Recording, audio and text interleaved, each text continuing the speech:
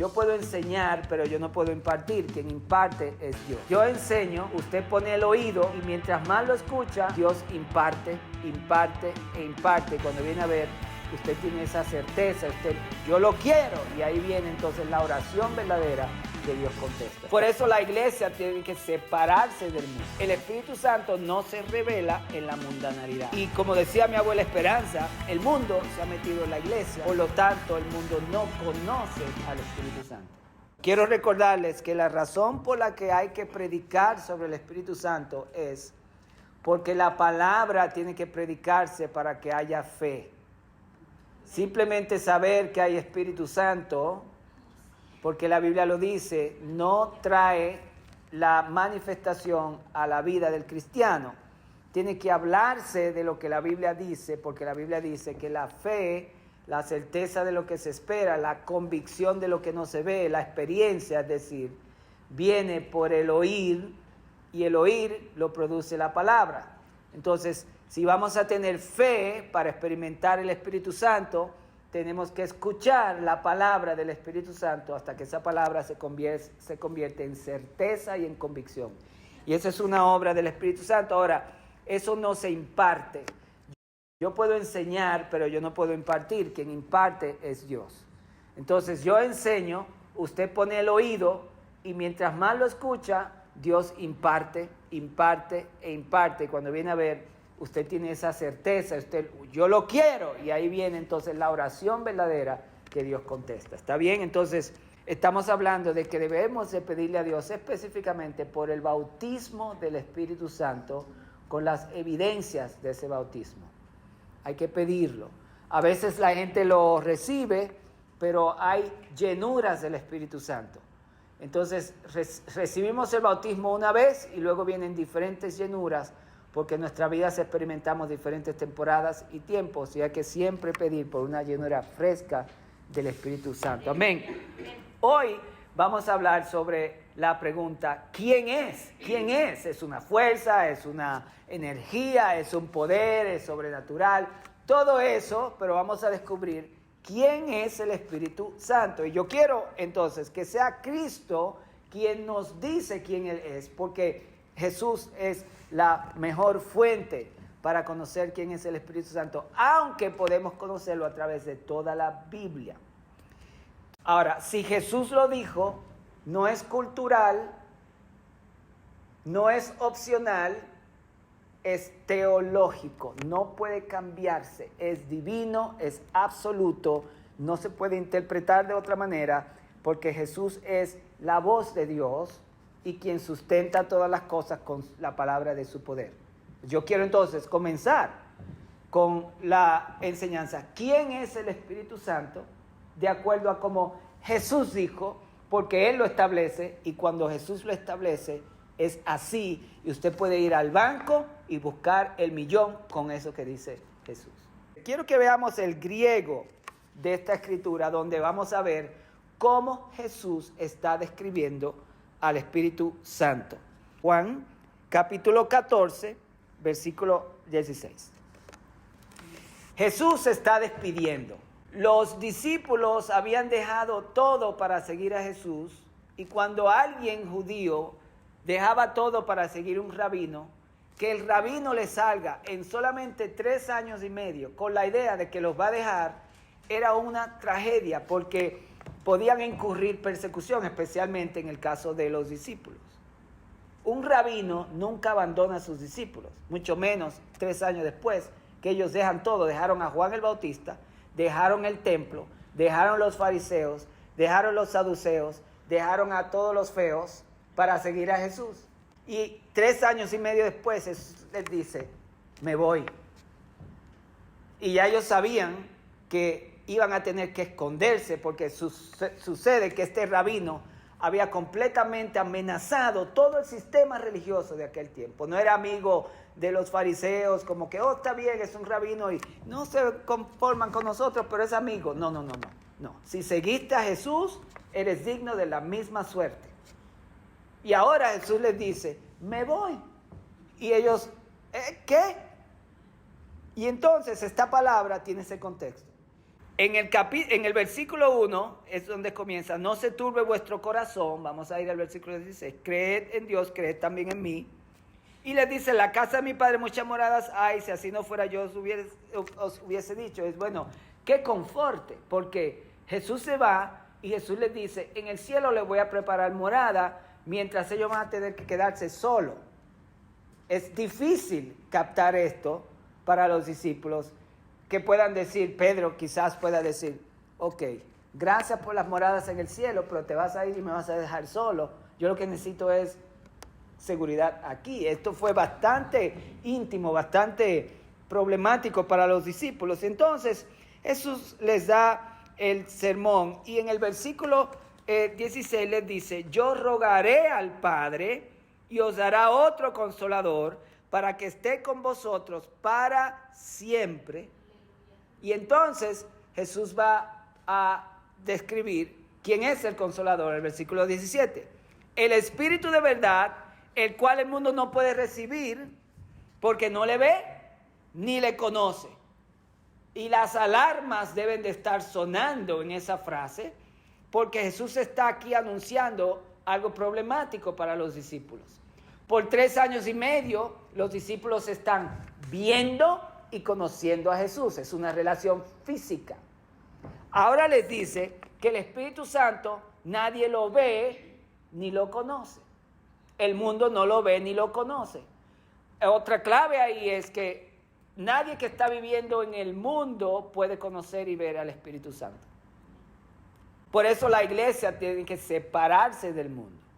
El Espíritu Santo no se revela en la mundanalidad. Y como decía mi abuela Esperanza, el mundo se ha metido en la iglesia, por lo tanto el mundo no conoce al Espíritu Santo.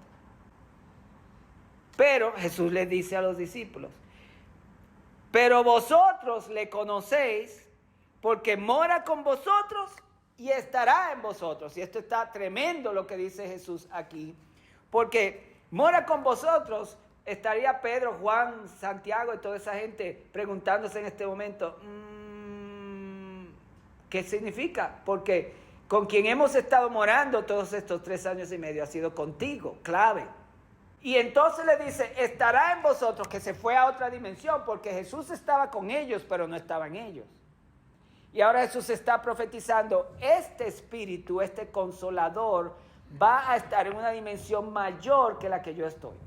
Estamos hablando, tratando de contestar la pregunta, ¿quién es el Espíritu Santo? Y aquí, de acuerdo a cómo Jesús lo describe en este versículo. Y en eso es que vamos a concentrarnos en los próximos minutos. Vayamos entonces al texto que yo quiero que examinemos en griego. Y yo rogaré al Padre, patera o patera, Father. Ahí yo rogaré. Esta palabra rogaré es implorar. En verdad que no fue algo que Jesús le dijo, manda al Espíritu Santo. Fue un ruego. Jesús, yo les expliqué que la primera oración que Jesús hizo cuando asciende y es glorificado es, envía al Espíritu Santo. Pero esto fue un momento de imploro, de implorar. Jesús se tomó su tiempo para ir al Padre y rogar con gemidos, con ruego y súplica. La oración de Jesús se caracterizaba porque suplicaba con intensidad y compasión. Eso era, para Jesús, lo más importante es que sus hijos tengan el Espíritu Santo, porque acuérdense el contexto. Si no lo tienen, no van a sobrevivir. Físicamente Él es levantado, los deja a la merced del imperio romano y de los enemigos religiosos de Dios. Habiéndolo dejado todo para seguir a Jesús, Jesús fue a implorar, no permitas que pase tiempo sin que mis discípulos tengan el Espíritu Santo. En otras palabras, la vida cristiana es imposible sin el Espíritu Santo. Ahora, ¿quién es? Bueno, la clave está en que él dice aquí, Paracleton, o paracleto, que es esta palabra que está acá arriba, que es la palabra consolador, un ayudador, un helper. Dice, y yo rogaré al Padre y os dará otro consolador para que esté con vosotros. Y entonces, note lo que dice me gusta la traducción en español, está bien, porque dice, en el versículo 16, dice, el Espíritu de verdad, el cual el mundo no puede recibir porque no le ve, pero ni le conoce. Pero donde dice en el versículo 16, dice, para que esté con vosotros para siempre. Jesús iba a ser levantado, pero quien venía nunca te va a dejar. Ese es algo maravilloso. Y la palabra para siempre aquí es a la edad. En otras palabras, en el griego significa eternamente. Aun cuando Cristo venga por segunda vez, nunca vamos a perder la residencia del Espíritu Santo. ¿Están siguiéndome? Estamos tratando de contestar la pregunta, ¿quién es el Espíritu Santo? Y en este versículo, de acuerdo a las palabras de Jesús. Ahora, la palabra consolador es un sustantivo. Confortará mi alma, eso es la palabra consolador. El Espíritu Santo es alguien que viene a confortarte, a consolar tu alma en medio de la vida cristiana, que es una vida de persecución. En esencia, la vida cristiana es una vida de persecución, porque te persiguen tus experiencias, o la gente que te odia, o quien te quiere hacer daño, te persigue. El mundo está persiguiendo al cristiano, el mundo está seteado contra la vida cristiana. El Espíritu Santo entonces viene como un paracleto para estar contigo, como el médico de cabecera.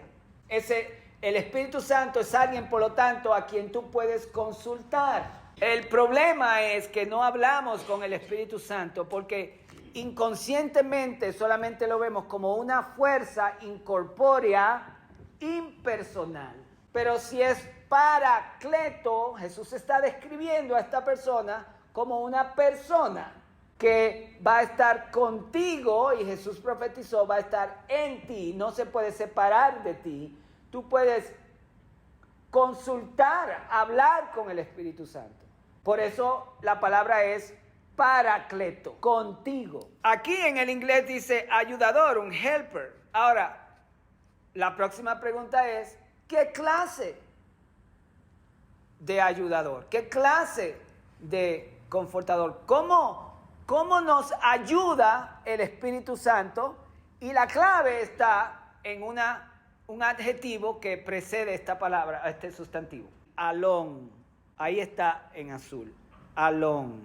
Otro consolador. ¿Quiere decir que hay otro? Si dice, os dará otro consolador, entonces quiere decir que hay uno antes de él.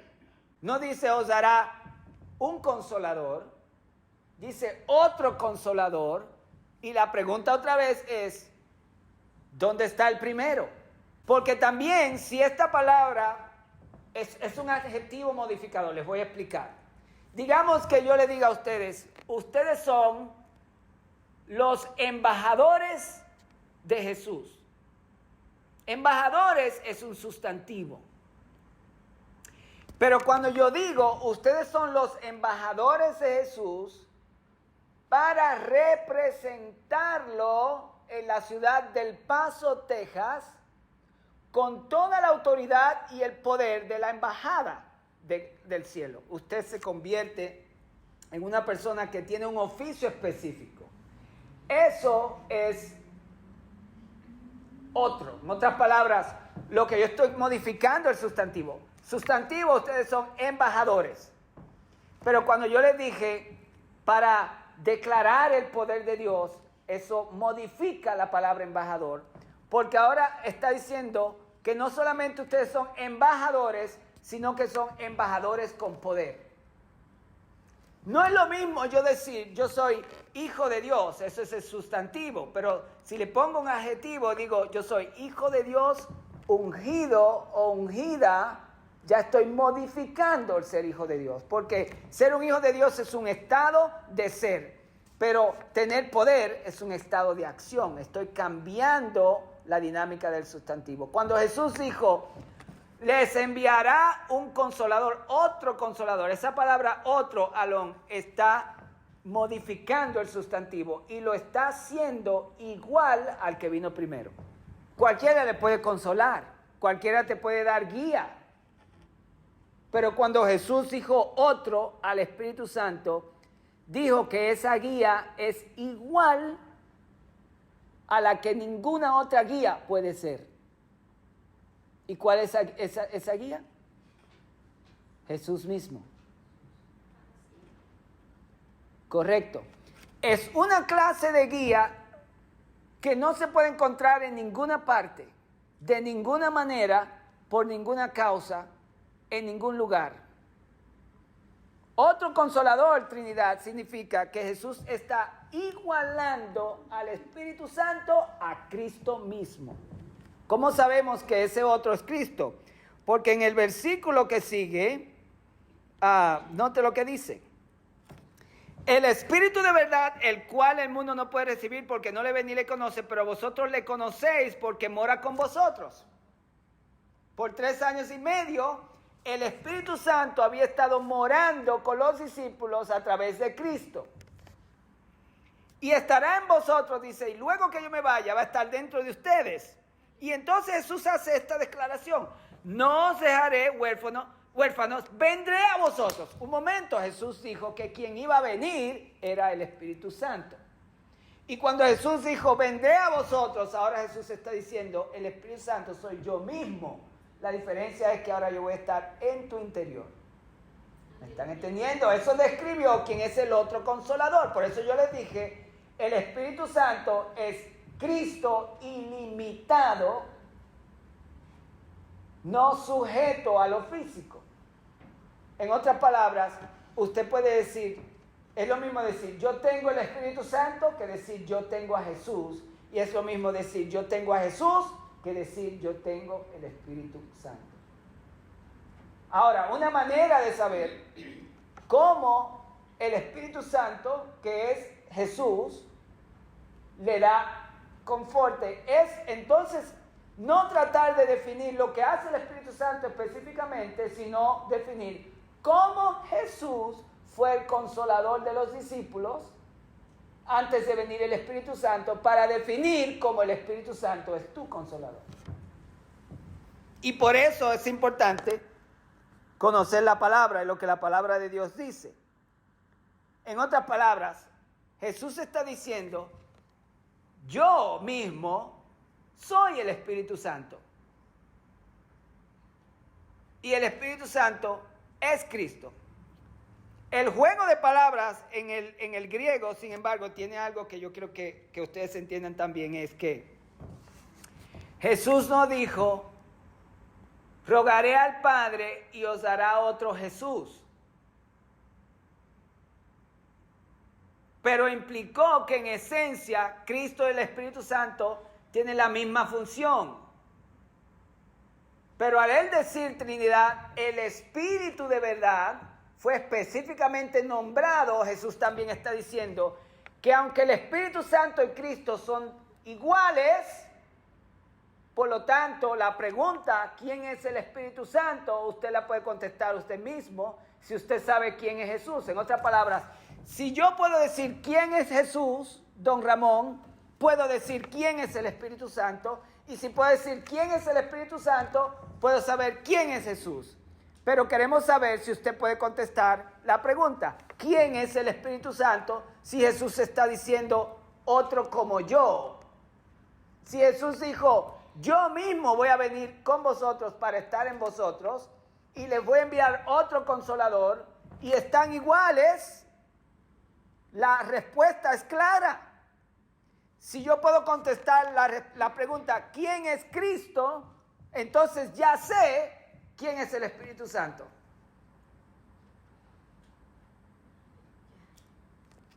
¿Cuál es la pregunta más vital, hablando de la cristiandad, acerca de Jesús? Que Jesús es ¿quién? Lo leímos en Hebreos capítulo 1.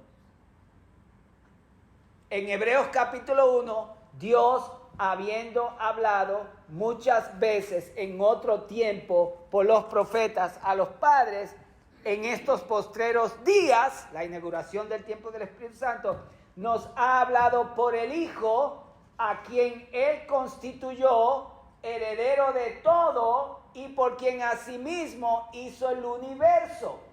¿Quién es Jesús de acuerdo a Hebreos capítulo 1? Lo voy a repetir. En Hebreos 1 nos dice el apóstol, Dios, habiendo hablado muchas veces en otro tiempo a los padres por los profetas, en estos postreros días, en la era del Espíritu Santo, nos ha hablado por medio de su Hijo Jesús, a quien Dios constituyó heredero de todo y por quien asimismo hizo el universo. Si a través de Cristo Dios hizo el universo, ¿quién es Cristo? Dios. Por lo tanto, ¿quién es el Espíritu Santo? Dios. ¿Y dónde mora ese Dios? Lo decimos, pero no lo creemos.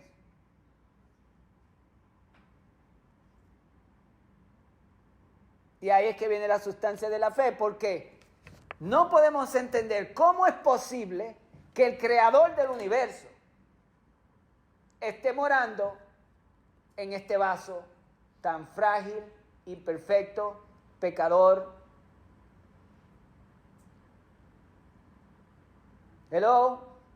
El apóstol Pablo dice, tenemos este tesoro en vasos de barro. El misterio es que, ¿cómo es posible que Dios pueda vivir en un vaso de barro sin que el vaso deje de ser de barro y sin que Él deje de ser Él?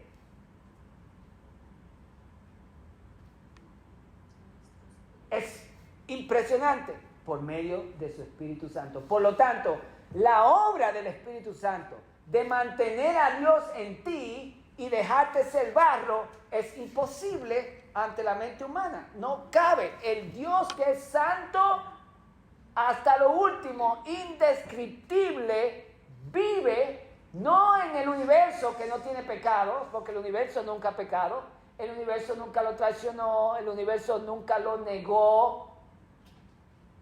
Neptuno, Tierra, Marte, Plutón, ninguno de estas cosas han hecho en sus vidas lo que nosotros hemos hecho, pero Dios no vive en Marte, Dios no vive en Neptuno, Dios vive en ti.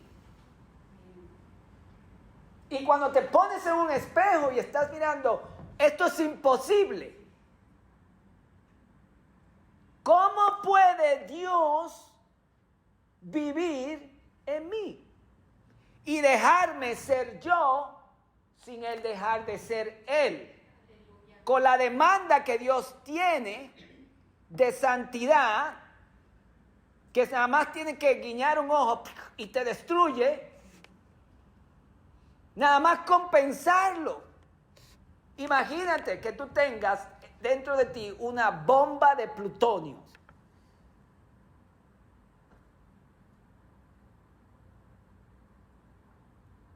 Que solamente, o nitrógeno, que solamente un movimiento brusco lo puede hacer caer y es desintegración total. Dios es más poderoso. Y Él está completamente cómodo, completamente feliz y gozoso de estar dentro de ti. Tal como eres. Ese es el misterio de la encarnación. Ahora, agrega a ese pensamiento. ¿Cuán poca fe tenemos, incluyéndome yo, que ese Dios vive en mí y no estoy captando, atrapando, persiguiendo el poder que creó el universo, que resucitó a Cristo de los muertos, que resucitó los muertos cuando resucitó a Cristo de los muertos? ¿Por qué no captamos ese poder? Ese poder es el Espíritu Santo. Y una respuesta es porque no estamos siguiendo a nuestro paracleto, a nuestro médico de cabecera. No lo consultamos, no hablamos con él, no le decimos buenos días, buenas tardes, buenas noches. Y no pasamos tiempo con su palabra. En estos postreros días, el eslabón perdido de la iglesia, yo me atrevo a decirlo con mucha certeza, es nada más y nada menos que el Espíritu Santo y la falta de conocimiento de nuestras vidas de que Jesús lo mandó. Es quien es Dios en la tierra. El Espíritu Santo es Dios en la tierra. ¿Qué hacía Jesús como consolador con sus discípulos? Marcos 4:2. Era maestro y guía de muchas cosas, dice Marcos 4:2.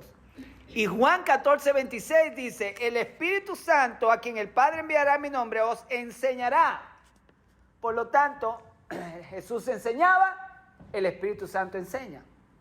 Yo puedo entonces preguntarle a mi médico de cabecera, a mi paracleto, enséñame cómo Jesús enseñó sus discípulos.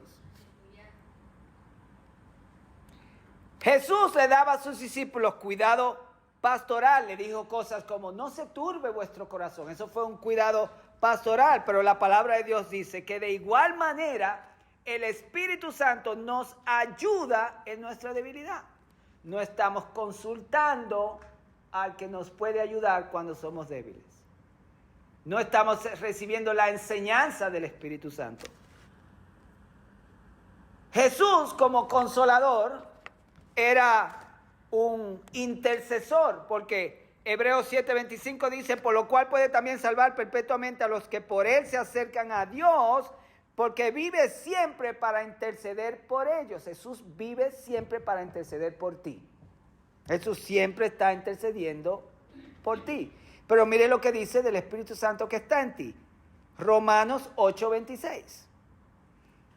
De igual manera, el Espíritu nos ayuda en nuestra debilidad, porque Él mismo intercede por nosotros con gemidos indecibles. Jesús empoderó a sus discípulos porque en Lucas 10 dice que después de estas cosas designó el Señor también a otros 70, a quienes envió de dos en dos delante de Él a toda ciudad y lugar donde Él había de ir. Y mire cómo volvieron. Dice, y volvieron los 70 con gozo diciendo, Señor, aún los demonios se nos sujetan en tu nombre. Y entonces dice cuando sigue leyendo, he aquí os doy potestad de hollar serpientes y escorpiones sobre toda fuerza del enemigo y nada os dañará. Jesús empoderó a 70 discípulos y volvieron diciendo, tenemos poder sobre los demonios. Y note lo que dice del Espíritu Santo, pero recibiréis poder cuando haya venido sobre vosotros el Espíritu Santo y me seréis testigos. En otras palabras, echarán fuera demonios, sanarán a los enfermos. Y dice que pondrán sus manos sobre los enfermos y sanarán. Entonces el Espíritu Santo y Jesús hacen la misma cosa. Si el Espíritu Santo y Jesús hacen la misma cosa, la pregunta que hicimos es contestada en este primer versículo de la Biblia.